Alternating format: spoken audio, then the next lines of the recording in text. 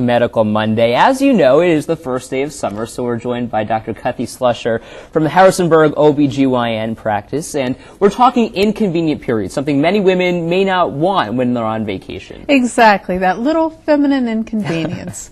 And a lot of people, as I was telling you, plan their vacations around that so that it's not an issue, but a lot of times our vacations are set for us or it happens, and you know, who wants to be inconvenienced when you're on your vacation? Is there anything you can do about it? Well, you answer that question. Is there anything? And there is. The answer is usually yes. Okay. And for people who are on birth control pills, it's very simple. All you do is omit your week of blank pills and move into the next pack. You may need to get an extra pack in order to compensate for that, but you simply go for that full 6 weeks before you go on your blank pill pack and have your period on that 7th week. So that's a simple way to do it. But the other thing is, if you're not doing that and you have a regular cycle, what you can do is call your provider, and generally there's some medications. They're all progesterone in nature, and what you can do is, if you start on the 12th or the 14th day of your cycle, somewhere in there, day number 1's the day you bleed, so counting out to that point,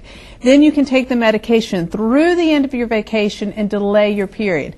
Not 100%, doesn't always work 100%, it doesn't come with a guarantee, but it's worth trying. But don't call your doctor on day 18 and say, take care of me, because then you've missed it for that month. So what does this do to the hormones then? Because typically those last week are just placebo, sugar pills, correct? Right, and it doesn't do anything. It just keeps you in that stable state if you're on the birth control pill. If you're not and using the progesterone, it just delays everything. Okay. And so you kind of go into a progesterone phase, and you just delay that second half of your period. So whatever you experience during the second half, you're just going to have a little more of it a little longer, but you won't be bleeding. And so that's the benefit. So are there any downfalls though to this? I mean, you're talking benefits. What's the cost associated with this? The only downfalls is the cost of the medication, which is usually not that big of a deal because they're older drugs. They've been around a while. They're not newfangled, high-powered and high-priced drugs.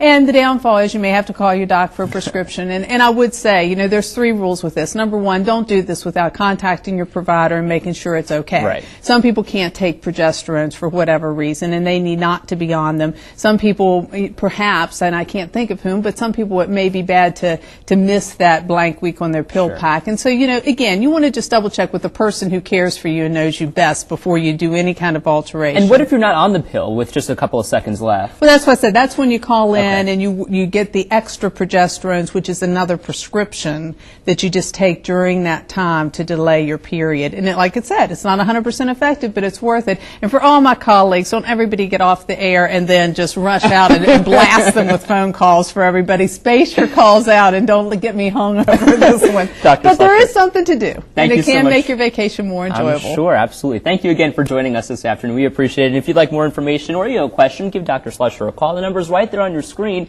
We'll be right back.